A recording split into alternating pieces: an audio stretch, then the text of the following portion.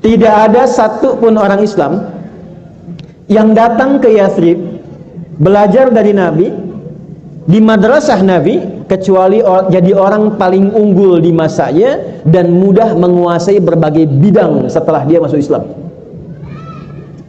Kenal Sayyidah Aisyah nggak? Kenal di mana? Sayyidah Aisyah itu hafal Quran, hafal hadis, tahu fikih, tahu tafsir, jadi dosen juga. Banyak sahabat laki-laki sepeninggal Nabi belajar dari beliau, tapi yang tidak banyak orang tahu, beliau pun pakar di bidang kedokteran. Silakan baca sejarah. Sayyidah Fatimah radhiyallahu taala anha paham fikih, paham hadis, paham Quran, dan beliau pakar di bidang keperawatan. Jadi nggak ada satupun sahabat yang masuk kelas pelajaran Nabi kecuali sukses. Ibnu Abbas, Ibnu Umar, Ali bin Abi Thalib, Abu Hurairah radhiyallahu taala anhum jami'an itu minimal menguasai 5 bidang sekaligus. Ibnu Abbas itu teman-teman mahasiswa setelah belajar Islam, belajar kurikulum Nabi, itu menguasai bahasa asing cuma 3 hari. Anda yang sudah tinggal 2 tahun, 3 tahun di sini sudah lancar Koreanya? Oh. Ini ada rumusnya, ada polanya. Utsman sukses, Abdurrahman bin Auf sukses. Nah, saya tutup dulu bagian pertama. Jadi ketika beliau itu mempraktekkan dirinya, dibimbing oleh yang sudah ada di situ, jadi usahanya dibimbing. Saat membimbing Abdurrahman bin Auf, ini pasarnya, karakternya begini, orangnya suka begini. Dari riset sederhana itu beliau putuskan, oh saya akan memulai menjadi penyalur kambing. Setahun dapat modal, tahun kedua sudah punya jualan kambing, ketiga sudah jadi orang nomor 2 paling kaya di Madinah. Sepeninggal Nabi, saya pernah meriset, pernah mempelajari, menghitung itu asetnya Abdurrahman bin Auf kalau divaluasi, dinilai di kurs kita sekarang itu sama dengan 14.000 triliun jumlahnya. Dari nggak punya apa-apa. Coba kita bawa ke sini. Yang sudah lama di sini membimbing yang baru, dijelaskan ini pasarnya di Korea daerah ini begini, senang masyarakatnya seperti ini, yang dibutuhkan begini. Dari situ muncul kesimpulan, dibimbing, di coach sama yang sudah lama sampai ini sukses. Dengan kesuksesannya dia memberikan manfaat bagi teman-teman yang baru datang dan telah tinggal sebelumnya. Pusat pendidikannya itu berada di masjid. Di mana adanya? Maka yang beliau lakukan yang kedua setelah mempersaudarakan, beliau mengajak teman-teman semuanya untuk kompak membangun masjid. 2. Masjid. Pelan-pelan. Jadi di rumah siapa? Beliau mempersaudarakan, angkat tangan. Angkat tangan, ya. Anas bin? Berdiri. Nah. Dari mana? Dari Guangzhou. Jam berapa tadi dari Guangzhou? Masya Allah. Sama keluarga? Baik. Karena jawabannya betul ya 100.000 won ya. Nah, Mas tolong catat ya. Mau jawab lagi? Kalau salah saya tarik lagi. 100.000 ya Bapak itu ya. Nah, jadi yang pertama, database, didata dulu siapa orang-orangnya nih, yang baru, yang lama. Terus Nabi kumpulkan di rumahnya Anas. Dikumpulkannya nggak semua datang dulu, 90 dipilih dari yang ada. Nah ini barangkali bisa difasilitasi dari KBRI dengan KMF, dengan KMI khususnya, Forkomasi. Siapa yang sudah ada di sini Pak Yadi, ya dicari inohongnya, tokoh-tokohnya, kumpul untuk jadi coach. Di coaching yang baru datang, diarahkan, dipetakan, diberikan gambaran. Kamu nanti akan di mana? Daerahnya di sebelah mana? Ini gambarannya begini. Kalau mau bisnis begini. Kalau ingin kuliah, kampusnya di mana? Sebelum datang, usahakan pelajari dulu. Jurusannya apa? Mata kuliahnya berapa banyak? Jam pelajarannya bagaimana? Sistemnya bagaimana? Kalau perlu, dosennya, karakternya seperti apa? Jadi sebelum sampai ke kampus, kita sudah kenal kampusnya. Saya praktekkan pola begini pada passion yang saya pilih untuk ilmu, hasilnya begini. Saya tidak ke Tripoli, ini ada Ustadz Irfan nih bisa sampaikan. Ustadz, ini kita ada 3 alumni dari Tripoli nih, ya di kampus kami dulu. Saya tidak datang belajar, kecuali saya tanya sebelum datang. Saya ingin ngambil, kalau saya senang Quran, jurusan apa yang paling bagus? Jarak dari masjid ke asrama berapa lama? Ya, kemudian ke kelas berapa lama? Perpustakaannya di mana? Ada berapa ruangan di perpustakaan? Setelah paham petanya, tahu yang mau dipelajari, paham karakter dosennya, maka apapun yang dipelajari akan sangat mudah kita bisa mendapatkannya. Dan insya Allah ilmu yang dipelajari kita dapatkan itu insya Allah akan terbawa. Nah, tempat semua pendidikan itu setelah dikumpulkan oleh Nabi 90 orang, maka Nabi mendeklarasikan kurikulum yang kedua, yaitu membangun tempat pusat pertemuan, pusat pendidikan, dan pusat diskusi. Disitulah kemudian materi spiritual, materi intelektual, termasuk masalah-masalah sosial dibahas di situ. Tempatnya namanya masjid. Apa namanya? Masjid. Di Gonzu sudah ada masjid. Kalau di Busan sudah ya. Di Wangen tadi sudah, semalam saya sudah datang ke situ. Darussalam, Masya Allah, tempatnya bagus, ada di lantai 4 itu, dan luar biasa begitu saya masuk, di sampingnya juga berdampingan dengan tempat dakwah secara langsung itu. Ya, saya seumur hidup baru lihat begitu masjid sampingnya tempat pijit, sampingnya karaoke.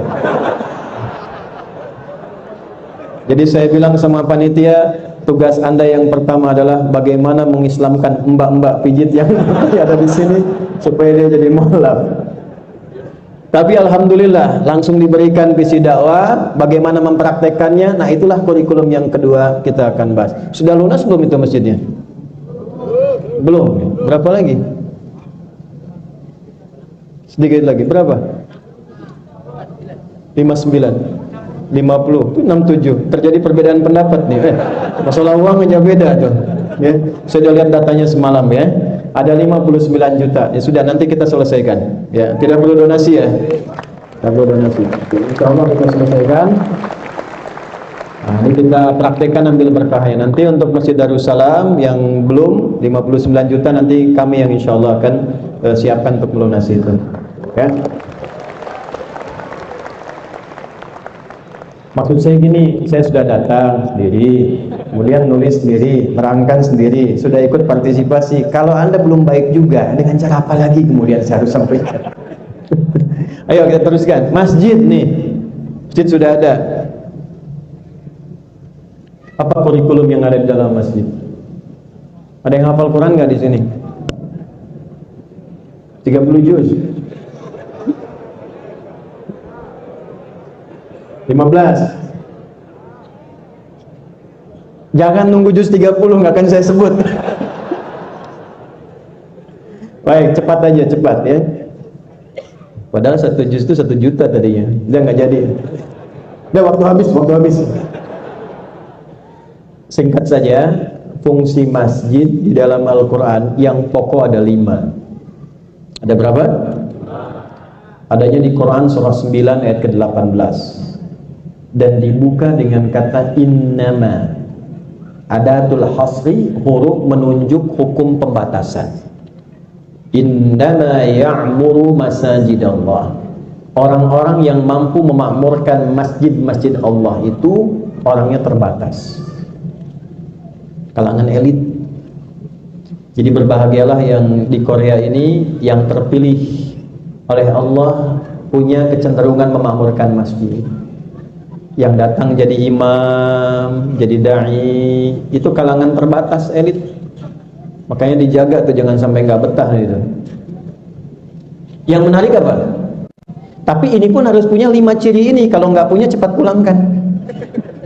Apa Ustaz? 1, man amana billah. Saya tasrif dulu ya mannya. Kita pakai ilmu nahunya dulu biar betul. Karena orang sekarang kadang ngajinya pindah karena online, tasrifnya berubah. Kita di pesantren dulu biasa kan, fa'ala yaf'ilu, fa'ala yaf'alu, fa'ala yaf'ulu. Sekarang udah lain tuh. Tak-takayu, taktiku, tiktokan.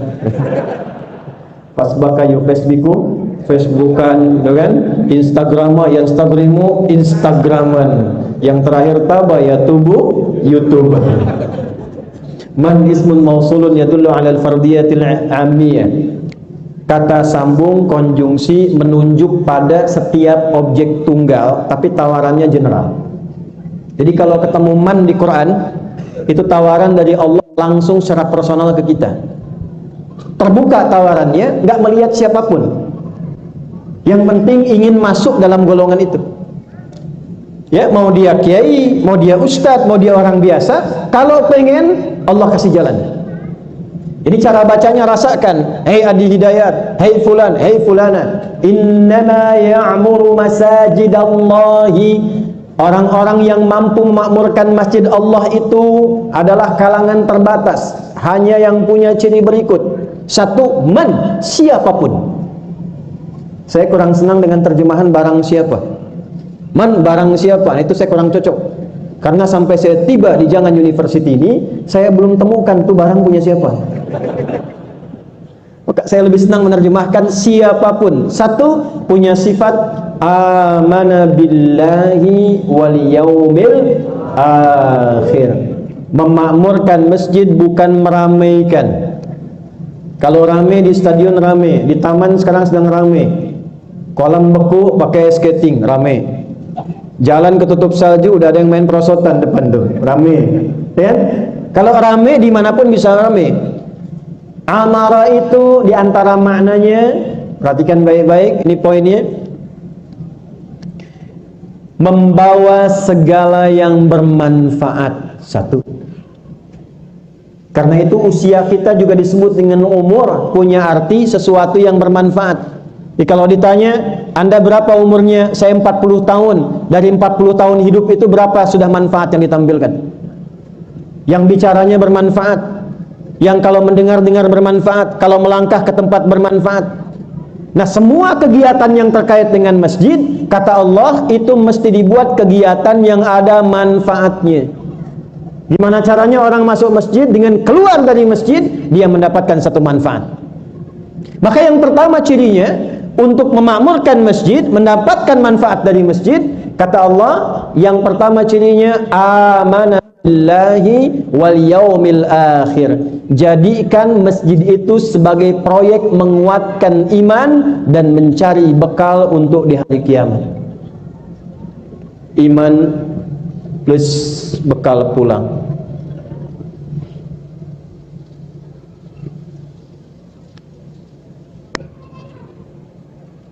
Awas pelan-pelan. Ini niat yang pertama. Jadi kalau ke masjid, niat pertamanya jangan numpang makan dulu. Niat yang pertama, bangun segala hal yang ada di situ dengan dasar iman. Masih ingat tadi bagian pertama sebelum bangun masjid, Nabi mempersaudarakan kan? Persaudaraan pertama dibangun dengan dasar iman. Jadi bukan dengan harta. Maaf kalau teman-teman gaulnya dengan harta saja, begitu harta temannya berkurang pasti Anda tinggalkan. Kalau dengan kepintaran, gaulnya pilih-pilih teman karena kepintaran, dilihat temannya kurang satu level pasti tinggalkan. Ini menarik, orang paling kaya dipersaudarakan dengan orang paling miskin. Dan yang paling hebat, yang miskin dibimbing oleh orang yang kaya sampai melebihi kekayaan si kaya tadi. Itu kalau nggak pakai iman, mustahil saat menawarkan ambil setengah harta saya, itu mustahil.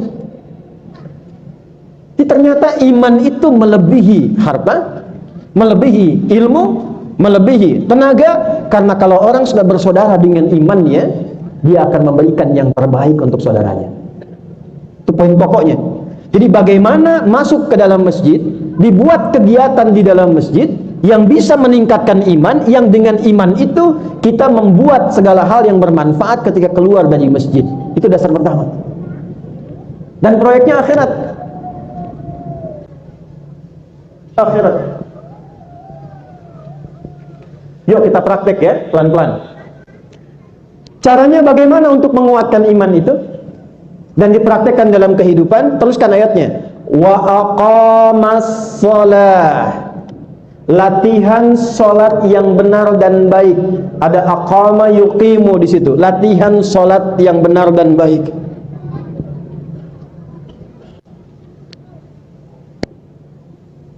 Hadis Muslim nomor hadis 397. Disebutkan juga di Al-Bukhari. Rawinya Abu Hurairah radhiyallahu taala anhu. Tokohnya Khalad bin Rafi Az-Zuraiqi. Kejadiannya berlangsung di Masjid Nabawi. masuk Khalad ini ke Masjid Nabawi, di sampingnya ada Nabi sedang duduk. Begitu selesai menunaikan salat sunnah 2 rakaat, dia datang kepada Nabi sallallahu alaihi wasallam dan mengatakan, "Assalamu alayka ya Rasulullah." Kata Nabi, "Wa alaikassalam wa rahmatullah, irji' salli fa innaka lam tusalli." Kamu balik lagi salat karena engkau belum salat dengan benar. Dia salat lagi 2 rakaat, datang lagi ke Nabi mengucapkan salam. Kata Nabi, balik lagi salat karena engkau belum salat dengan benar. Sampai 3 kali. Yang terakhir dia berkata begini, "Ya Rasulullahi ma uhsinu ghairah, alimni." Ya Rasulullah, saya nggak bisa lebih bagus lagi sholatnya, tolong ajarkan pada saya gimana cara sholat yang benar. Maka diajarkanlah oleh Nabi dari mulai wudhu sampai dengan selesai salam. Idza qumta ila shalah, kalau engkau ingin mendirikan sholat dengan benar, fa asbighil wudhu, sempurnakan dulu wudhumu. Diterangkan oleh Nabi dari A sampai Z. Tsumastaqbilil qiblah, menghadap ke arah kiblat. Diterangkan oleh Nabi A sampai Z. Kemudian bertakbir sampai dengan selesai salam. Perhatikan baik-baik di poin ini. Ternyata semua bacaan, gerakan, bahkan waktu-waktu sholat itu kalau kita pelajari, semua ada maknanya dan terkait dengan petunjuk kehidupan kita. Jadi bukan amalan biasa. Dan nanti kita akan dapatkan rahasianya, kenapa yang diajarkan duluan sholat, bukan puasa. Kenapa yang diajarkan duluan itu sholat, bukan zakat. Kenapa bukan haji, bukan umrah. Nabi mengatakan, kalau anak anda sudah usia 7 tahun, ajarkan dia sholat. 10 tahun masih rewel, berikan pendidikan membuat dia mengerti. Kenapa sholat yang didahulukan? Di Indonesia itu advance, anak TK sudah manasik tuh. Saya nggak tahu kalau di sini. Ya, ternyata setelah dilihat, dipelajari, sholat itu semua bacaan, nama, gerakan sampai selesai itu ada maknanya, ada artinya. Dan Nabi mengajarkan sahabat dengan semua makna ini. Tidak ada satupun sahabat yang sholat kecuali sukses dan bahagia hidupnya. Sukses bahasa Arabnya disebut dengan fauz, turunannya faiz, fauzan, faizah, faizin, itu sukses. Bahagia bahasa Arabnya fariha, sifat laki-lakinya farhan, perempuannya farah. Muhammad Farhan, orang yang diharapkan bahagia selama hidupnya, walaupun belum tentu sukses. Muhammad Faizin, Ibu Faizah, orang diharapkan sukses selama hidupnya, walaupun belum tentu bahagia. Anda pilih mana? Sukses tapi kurang bahagia, atau bahagia tapi nggak sukses? Tunggu deh, ibu dulu deh, ibu. Kaya tapi gelisah, atau miskin tapi tenang? Nggak ada pilihan ketiga, 2 aja. Nah, kalau kita gabungkan kaya dan sukses dan bahagia, itu bahasa Arabnya namanya falah. Apa namanya? Falah. Saya tanya pada Anda, kalau kita mau sholat kan dipanggil ya, dipanggil. Panggilannya namanya apa? Adzan. Adzan itu ada yang menyebut ulama seakar dengan kata udhun, artinya telinga. Jamaknya adzan. Ini satu-satunya lafaz yang diperdengarkan pada orang yang masih punya telinga. Kenapa adzan satu tempat dengan yang lain beda waktu, beda 5 menit, beda 10 menit, beda 1 menit, beda setengah menit, untuk menunjukkan lafaz ini satu-satunya yang diperdengarkan 24 jam di bumi tanpa putus. Ketika Anda, saya, kita dipanggil sholat, hayya 'alas shalah, ayo sholat. Kita tanya, ya Allah, kenapa saya mesti sholat?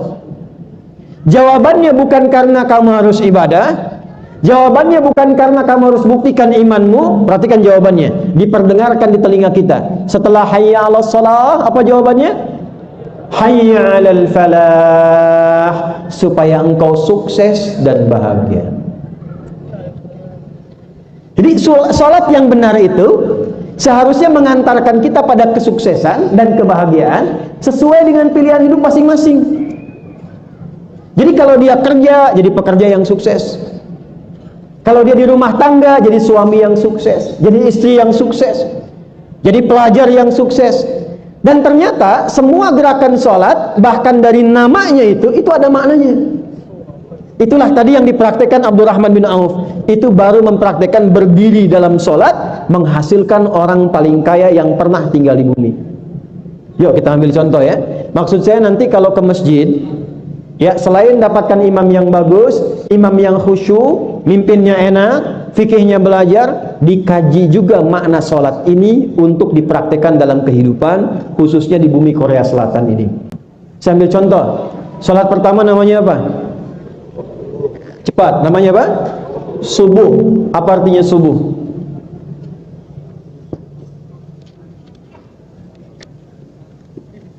Ribu. Ya, Mas. Apa artinya subuh? Ya? Perencanaan apa? Wah, bagus. 100.000 ya, abang ini ya. Baik, silakan Mas. Berdiri, tolong catat Mas. Ini satu ya. Saya nyebut rupiah apa wan tadi ya? Baik, dua ya. Subuh, kenapa disebut subuh? Setelah itu zuhur, setelah itu asar, setelah itu maghrib, kemudian isya. Coba lihat dari namanya dulu. Nanti ini ada kitabnya. Ada kitab Asrarus Shalah, Nadharat fi Ma'alis Shalah, dan kitab-kitab lainnya. Perhatikan baik-baik. Dan subuh ini satu-satunya yang punya dua nama. Subuh disebut subuh, itu seakar dengan kata asbah. Subuh disebutkan 3 kali dalam Al-Quran, asbah disebutkan 3 kali dalam Al-Quran. Total keduanya 6. Subuh itu asalnya awal mula merencanakan sesuatu untuk dieksekusi. Itu asalnya begitu maknanya. Sesuatu yang terencana dengan baik untuk dieksekusi. Jadi kalau orang Arab tanya begini, kaifa asbahta ya akhi? Kaifa asbahti ya ukhti? Bagaimana kabarmu pagi ini? Bukan hanya menunjuk bagaimana keadaan tubuh kita, bukan. Beda dengan kaifa haluk. Kalau kaifa haluk itu keadaan kita sehat, nggak sakit. Kaifa haluk? Alhamdulillah. Kalau asbah, kaifa asbaht? Bagaimana kabarmu di pagi ini? Sekaligus bertanya juga kepada kita, bagaimana kabarmu pagi ini? Sudah punya rencana apa yang siap engkau kerjakan di hari ini? Jam 7 ada di mana? Jam 8 kerjakan apa? Jam 10 merencanakan apa? Kenapa sholat pertama disebut dengan subuh? Ingin memberikan pesan kepada kita, orang Islam itu baru bangun dari tidurnya, dia sudah punya rencana yang terukur, yang siap ia eksekusi di hari itu. Itu yang mahasiswi itu, tahun berapa lulus? Berapa IPK yang mau didapatkan? Setelah itu mau kemana? Yang teman-teman bekerja sekarang yang baru datang, arahnya mau kemana? Besok mau kerjakan apa? Targetnya berapa yang mau dihasilkan? Berapa lama itu didapatkan? Itu sebelum kita bangun dari tidur, ya, Al-Quran sudah tanya. Quran surah 81 ayat 18, was-subhi idza tanaffas. Dan aku bersumpah, kata Allah, dengan waktu subuh itu. Saat nafas mulai pertama kali keluar yang baik untuk beraktivitas, di saat itulah Anda sudah punya agenda yang akan disiapkan. Maaf ya, jangan kalah sama yang makhluk yang tidak dihisab. Matahari subuh sudah punya cahaya fajar membelah kegiatan malam, rutin. Sudah tahu kapan berputar, apa yang diberikan. Hewan juga begitu, lihat tumbuhan. Walaupun kena salju, dia konsisten. Saat subuh datang, dia keluarkan oksigen. Karbon dioksida dia serap. Dan itu teman-teman, waktunya itu subuh. Saya pernah ngajar di Belanda, di Utrecht. Ditempatkan di salah satu tempat istirahat di apartemen. Itu pinggirannya ada kanal dan diselimuti oleh hutan. Ada tumbuh-tumbuhan, pohon-pohon besar. Saya ingin buktikan tentang ayat ini, Quran surah 81 di ayat 18. Lalu saya keluar dari balkon apartemen hanya untuk menghirup udara 1 menit sebelum waktu subuh.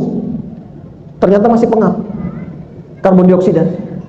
Begitu tiba waktu subuh bagian Utrecht dan kami keluar, itu berubah keadaannya, udaranya menjadi segar, oksigen yang keluar. Anda bayangkan, tumbuhan yang tidak dihisab, tumbuhan yang diciptakan untuk menghiasi dunia, memberikan kontribusi pada kita. Di awal nafasnya waktu subuh, dia sudah punya agenda memberikan manfaat. Nah, sekarang balik ke kita yang dihisab. Kalau bawa konsep kepersaudaraan ini, dijelaskan di masjid, dikumpulkan dengan teman-teman senior dan yang baru datang, tanyakan, apa agendanya di Korea ini? Mau sampai kapan di Korea ini? Apakah ingin bertahan di sini? Apakah rencana yang PMI jualan ingin buka toko? Tokonya toko apa? Kapan itu bisa terjadi? Bagaimana persiapannya? Perencanaannya bagaimana? Modalnya dari mana? Hari ini akan bergerak dengan poin apa? Ke depan targetnya apa yang mau didapatkan? Disiapkan terencana, minimal pekerjaan yang akan kita kerjakan di hari itu. Itulah subuh. Nah, pancaran pembuka waktunya disebut fajar. Saat matahari mulai membelah kegelapan disebut fajar shadiq. Tenggelamnya sudah mulai hilang, hitamnya, gelapnya, muncul cahayanya, datang kita bawa agenda yang kita bacakan di hadapan Allah supaya rencana-rencana kita dimudahkan oleh Allah Subhanahu wa taala. Lihat Quran surah ke-17 di ayat ke-78. Perhatikan baik-baik. Materi ini enggak mudah.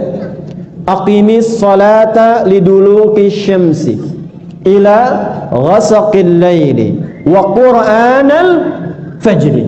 Inna qur'anal fajri kana mashhuda. Teman-teman, zuhur enggak disebutkan agendanya. Asar tidak disebutkan. Maghrib enggak disebutkan. Isya enggak disebutkan. Tapi ketika menyebutkan subuh, waktunya dimulai fajar, itu bersamaan dengan Anda sholat, bukan hanya sholatnya yang penting, kata Allah. Ditanya balik, agenda kamu yang sudah disiapkan di subuh ini apa? Wa qur'anal fajri. Sholat subuh itu sama dengan penunaian sholatnya. Kita sudah bawa agenda yang kita siapkan dalam sujud minta kepada Allah. Jadi orang Islam itu ke masjid ketika sholat bukan cuma ingin menunaikan secara formal 2 rakaat selesai pulang. Tidak, agenda yang kita susun dari malam kita bawa ke masjid, sujud. Ya Allah, mudahkan urusan saya hari ini. Ya Allah, mudahkan pekerjaan saya hari ini. Ya Allah, mudahkan bisnis saya hari ini. Lindungi saya ya Allah, berikan jalan yang terbaik ya Allah. Engkau maha tahu apa yang telah aku rencanakan di hari ini. Saat sujud, agenda itulah yang kita mintakan kepada Allah. Itu dasarnya. Dan spesial, kata Nabi, itu malaikat langsung mengaminkan. Ya, Anda buka misalnya di Al-Bukhari, sama juga di hadis Muslim nomor hadis 157, yata'aqabuna malaikatul laili wa malaikatun nahari fi salatil fajri wa salatil asri. Malaikat itu sif-sifan yang petugas siang dan malam itu kumpul salah satunya di waktu subuh untuk melaporkan kepada Allah apa agenda yang dibacakan oleh hambanya yang sedang sholat. Di hadis yang mengatakan ketika malaikat naik ditanya oleh Allah untuk memastikan, Allah sudah tahu. Ya, untuk memastikan tugas malaikat benar keluar dari lisannya sebelum disampaikan, Allah sudah mengetahuinya. Bagaimana keadaan hambaku saat engkau tinggalkan? Kata malaikat, ya Allah, saya tinggalkan hambamu itu wahum yusallun. Mereka sedang sholat dan memohon kepadamu tentang doa-doa dan kebutuhan mereka. Ya, saya tutup bagian pertama dengan bertanya, dari ribuan yang hadir di aula ini, berapa di antara kita yang sholat subuhnya sudah membawa agenda kegiatan kita di hadapan Allah? Itu baru satu. Nah, jadi jangan jadikan masjid itu hanya sekedar kita kumpul, ya, sholat, ngaji, pulang, bagus, ada pahalanya. Mencas iman itu ada, cas iman ada. Tapi proyek kehidupan kitanya sampai kiamat, apa yang kita siapkan? Kan man amana billah wal yaumil akhir. Kita sholat, kita kuatkan iman kita, saat yang bersamaan belajar dari fikih sholat untuk membawa proyek-proyek kita sampai pulang menghadap Allah Subhanahu wa ta'ala. Tidak ada satupun orang sholat kecuali dia sukses dalam pekerjaan-pekerjaannya. Siang bahasa Arabnya apa? Siang, nahar. Kenapa sholatnya bukan sholat nahar tapi sholatnya zuhur? Sore bahasa Arabnya apa? Masa al-khair. Kenapa sholatnya asar? Maghrib, menjelang malam. Malam bahasa Arabnya apa? Lail. Ya, lail, jamaknya layali. Lela, lili, lala, leli itu malam. Ya, teh leli, teh malam-malam itu. Ya, tapi kok sholatnya isya? Ya, bocoran saja sedikit, bocor halus. Kalau sudah agenda dari pagi disiapkan, kerja sampai siang, kenapa namanya zuhur? Seakar dengan izhar, jelas, nampak, terang. dievaluasi, dikoreksi, dicatat sampai dengan siang. Sudah jelas belum hasilnya? Sudah terang belum? Anda kerja kok dari pagi, jam 6 lewat 5 sudah subuh, sampai dengan siang masuk jam 1, kurang lebih ada 5 jam. 5 jam tuh ngapain aja? Jelas gak waktunya? Hasil pekerjaannya jelas gak? Jadi ibadah gak kalau meninggal? Ada poin gak di hadapan Allah? Itu sampai detilnya. Waktu sholat dibagi setiap hari berdasarkan perpindahan waktu. Kenapa? Allah ingin memastikan setiap hambanya, setiap berganti waktu, pekerjaannya tuntas, kehidupannya baik, dan mudah mengantarkan ia pada kesuksesan dan kebahagiaan. Izin saya sempurnakan dulu kurang lebih 5-10 menit sampai ayat ini selesai. Setelah itu coba kita diskusi dengan baik. Wa aqamas shalah wa ataz zakah. Sering diterjemahkan di mushaf, dan untuk menyalurkan zakat. Tapi fungsi sosialnya jarang dibahas. Ada saudara kita orang Indonesia yang meninggal di Korea, ada? Dikirim ke Indonesia atau dimakamkan di sini? Kirim ke Indonesia. Ada yang mungkin kesulitan dalam biaya di dokumen, ada? Ada yang kesulitan saat baru datang, nggak punya tempat tinggal, ada? Bagaimana cara kita bisa menyelesaikan masalah-masalah sosial itu? Ya, bagus, ada perkomasi, bagus. Tapi kan butuh biaya. Ngelolanya bagaimana? Potensi-potensi yang sudah mapan, hartanya yang sudah lebih berkecukupan, silahkan bisa disimpan di masjid untuk didistribusikan sesuai dengan kebutuhan-kebutuhan sosial masyarakatnya. Konsep itulah yang di Al-Quran disebut dengan zakat namanya. Pusatnya ada di masjid. Jadi kalau sekarang teman-teman yang datang ini dari berbagai daerah, di setiap tempat coba ada masjidnya satu saja, jadikan pusatnya. Data masyarakat kita, khususnya yang muslim ada di situ siapa saja. Ya, kalau ada yang sakit, tidak ada biaya, masuk kategori zakat, keluarkan 8 golongan. Quran surat 9 ayat ke-60. Kalau zakat tidak masuk kualifikasinya, masukkan dalam infak. Ada infaknya, ini berapa won, zakatnya berapa won. Oh, si fulan ini nggak cocok mendapatkan bagian zakat, bagian infak mungkin bisa dia dapat. Ini nggak cocok bagian infak, bagian sedekah mungkin bisa dia dapatkan. Karena itu ketika masuk masjid, di situ ada perputaran dan pengelolaan harta untuk kebutuhan-kebutuhan sosial. Dan yang menyelesaikannya siapa? Ahlu masjid. Untuk siapa? Untuk orang yang tinggal sekitaran masjid. Jadi jangan sampai zakat Anda yang dikumpulkan di Wangon dikirimnya ke Cimahi misalnya. Selesaikan untuk daerah sini. Busan, selesaikan untuk wilayah Busan. Ya, kalau kemudian teman-teman di sana selesai, ada kelebihan, silahkan bantu yang di Seoul, silahkan bantu yang di Gwangju, dan seterusnya. Jadi yang kedua ini, kalau kita praktekkan dengan baik, selesai urusannya teman-teman sekalian.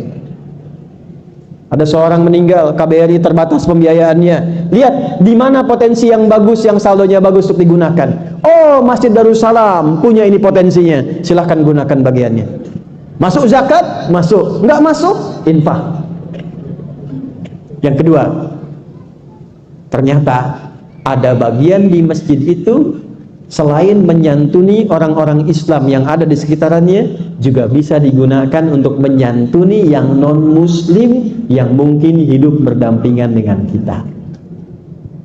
Tuh, tetangga masjidnya coba lihat, tetangga Anda. Mungkin nggak semuanya mampu walaupun tinggal di Korea. Ini sekarang musim dingin ya. Coba disurvei tetangga-tetangganya. Mungkin ada yang tidak punya selimut. Pernah nggak terpikir membangun gerakan masjid untuk menerapkan nilai-nilai keindahan Islam dengan tetangga-tetangga Koreanya?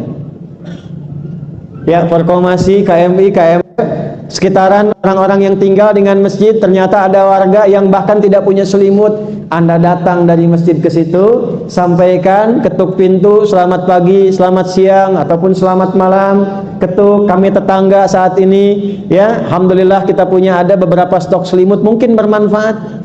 Ketika tetangga di Korea tanya, Anda baik sekali, ya, mohon maaf merepotkan. Bukan merepotkan, Islam yang mengajarkan kami bersikap begini. Setiap dia bertanya, katakan Islam yang mengajarkan kami berbuat begini. Sudah berapa nilai keislaman yang kita bisa praktekkan dari konsep masjid ini? Makanya dulu banyak orang masuk Islam itu bukan karena ceramahnya Nabi. Anda silahkan cek di semua kitab hadis, pernah nggak Nabi tabligh akbar misalnya di lingkungan orang-orang tertentu? Nabi biasa saja. Justru yang viral ke lingkungan masyarakat itu jujurnya Nabi, baiknya Nabi, sedekahnya Nabi, anak-anak kecil lewat, bukan anaknya Nabi, bukan kerabatnya Nabi, sedang main bagus, anak kecil tiba-tiba nangis. Kata Nabi, kenapa engkau menangis ya fulan? Kenapa gak gabung main? Aku gak punya mainan seperti mereka ya Rasulullah. Bajuku gak sebagus mereka. Kenapa? Ayahku kemarin meninggal dalam medan juang. Kata Nabi, aradita an akuna Muhammadan an yakuna Muhammadun aban laka wal Hasan wal Husain ikhwalaka? Kamu ridho enggak kalau aku merawatmu, Hasan dan Husain jadi saudaramu? Kata anak ini, saya ridho ya Rasulullah. Diberikan oleh Nabi baju yang bagus, mainan yang bagus. Anak ini kemudian gembira, lompat datang ke teman-temannya. Karena teman-temannya melihat mainannya paling bagus, mereka tanya, kamu dari mana mainan ini? Kata anak ini, Rasulullah yang kasih. Kok bisa? Saya cerita ke Nabi, bapak saya baru meninggal di medan juang, lalu saya dihadiahi oleh Nabi hadiah ini, dan diangkat jadi anak angkatnya Nabi, jadi saudaranya Hasan dan Husain. Apa komentar anak-anak yang lain? Ya Allah, kenapa bapak kami nggak meninggal juga? Ya, namanya anak-anak gitu ya. Ya. Tapi yang mau saya katakan, Islam itu indah kalau dipraktekkan. Kalau cuma tertuang, dibaca ayat dalam Quran, jadi pahala betul, tapi nggak terasa kenikmatannya ketika nggak dipraktekkan. Pernah dengar hadis ini? Siapa yang masak makanan, baunya sampai ke tetangga, maka bagilah tetangganya walaupun hanya kuahnya apal tuh. Ya, awas yang punya toko makanan nih, halal, baunya sampai. Kalau zaman Nabi baunya, kalau sekarang infonya. Bau-baunya ada yang baru buka toko kan ya kan? Nah, gimana menerapkannya tuh? Ada dua. Satu, jangan sampai tetangga hanya menikmati bau dan salah paham. Saya baru paham hadis itu di awal-awal tahun 2000-an. Ketika banyak mahasiswa yang datang ke negeri orang, datang ke Libya, ke Tripoli, ternyata bawa bumbu makanan. Bumbunya rendang yang dimasaknya singkong. Jadi nyampainya ke tetangga bau rendang, padahal isinya singkong. Maka bagilah tetangga supaya tidak salah paham. Jangan sampai Anda bagi kuahnya, Anda masak ayamnya. Anda masak soto ayam, ayamnya Anda makan, kuahnya bagi tetangga. Tetangga tanya, kok cuma kuahnya Pak Haji? Memang hadis Nabi. Oke, saya akhiri dulu pertanyaan saya. Nabi menyebutkan itu kalau tetangga kita muslim saja. Tidak ada. Umum sifatnya. Maka kalau umum jangan ditaksis, jangan dikhususkan. Artinya, Anda bertetangga walaupun dengan orang Korea, atau dengan orang Indonesia sendiri, atau misalnya Thailand, atau negara lain, jadi tetangga kita, dan kita masak sesuatu, ada tetangga, Anda bayangkan, dengan non-muslim pun ada bagian yang kita berikan kepada mereka. Ketuk pintunya, sampaikan, saya hari ini masak ayam dengan kuah ginseng, mungkin bermanfaat bagi Anda, silahkan dingin-dingin begini untuk menghangatkan. Dia tanya, Anda baik sekali. Anda katakan, bukan baik, tapi Islam yang mengajarkan saya berbuat seperti ini. Besoknya dia ketuk pintu ke rumah Anda, sudah bisa Assalamualaikum. Assalamualaikum, ya kan? Pak Haji, apakah Islam mengajarkan berbagi lagi hari ini? Bisa saja. Nah, ini fungsi masjid. Saya sampaikan ini, ya maksud saya begini, jangan sampai kita semangat bangun masjid, beli tempat, diolah jadi masjid, itu bagus. Hidupkan dengan sholat, bagus. Jaga iman, bagus. Tapi fungsi yang kedua untuk menunjukkan keindahan Islam, itu juga kita gunakan. Walam yakhsha illallah. Kemudian kompak semuanya dengan baik supaya mendekati Allah Subhanahu wa taala, takut kepada Allah dengan meningkatkan banyak ibadah. Ini saya akhiri. Maaf kalau pekerjaan ingin enak, kata Quran, jadikan ibadah. Belajar ingin bagus, jadikan ibadah. Tugas ingin bagus, niatkan sebagai ibadah. Supaya dengan ibadah itu ada bekal kita pulang yang kita persembahkan di hadapan Allah Subhanahu wa taala. fungsi ini hanya akan bisa dilakukan kalau ada alim minal ulama yang mengajarkan itu. Karena itu saya harap sebelum saya akhiri dan kita tanya jawab, saya harap selain imam-imam yang ada di sini, ormas-ormas juga kompak, ya, cari guru-guru yang baik. Jangan sampai nanti diajarkan hal-hal yang membuat kita terpecah. Ini saya paling senang dan saya selalu cerita kalau di Indonesia atau di berbagai tempat saya cerita, kalau kita ingin belajar masyarakat yang guyup, Indonesia yang bagus, yang saling menghormati, saling rukun, saya selalu sampaikan contohlah teman-teman yang ada di Korea Selatan. Ya, ormasnya bagus, kekerabatannya baik, ya. Ngajinya tolong dijaga dan gak usah aneh-aneh, ya. Yang PCI, PCNU dijaga, dikeluarkan kurikulumnya tuh, belajar fikihnya apanya. Kalau kira-kira aneh-aneh ya tidak perlu difasilitasi. Ya, Mbah Mun itu paling concern, salah satunya ke Korea. Mbah Mun itu. Saya kalau ke Mekah itu selalu saya sempatkan itu. Ziarah ke Syekh Nawawi, kemudian ke Mbah Mun, Sayyidah Khadijah dan sebagainya. Ya, di antara amanat beliau yang untuk dijaga itu salah satunya Korea Selatan. Ya, makanya Gus Baha itu jarang keluar, tapi kalau ke Korea itu untuk amanah Mbah Mun bisa datang itu. Ya. Nah, teman-teman kompak, ya, jaga dengan baik, kemudian fungsikan masjidnya dengan baik, dan tolong jaga nama baik kita, nama baik bangsa kita, negara kita. Dan tadi sudah luar biasa, saya pun di belakang tadi langsung tegap ketika mendengar Indonesia Raya. Materi hari ini yang penting bukan materinya, yang penting adalah motivasi kita untuk mengamalkan Islam dengan sebaik-baiknya. Saya tutup dulu, kalau ada diskusi kita sampaikan, nanti terakhir saya akan berikan satu tawaran-tawaran yang mungkin bisa dimanfaatkan oleh teman-teman yang ada di sini. Ya, mungkin nanti ada di bidang pendidikan atau di bidang yang lainnya. Dan yang terakhir, mungkin kita bisa sharing. Tapi di akhir saja ya. Saya mau tunjukkan nanti cara cepat menghafal Quran, mau? Nah, nanti di ujung ya. Nanti insya Allah Anda yang jarang menghafal bisa hafal Quran dalam 5 menit. Kita contohkan 5 ayat dari surat yang terpanjang, 5 ayat, nanti kita cek Anda bisa hafal dengan ayatnya, dengan posisinya, bahkan dengan nomornya insya Allah. Di ujung, cuma 5 menit. Tapi kita tutup dulu. Kalau ada diskusi silahkan disampaikan, nanti kita diskusikan dengan baik. Ya, demikian untuk sementara saya sampaikan. Ya, Assalamualaikum warahmatullahi wabarakatuh.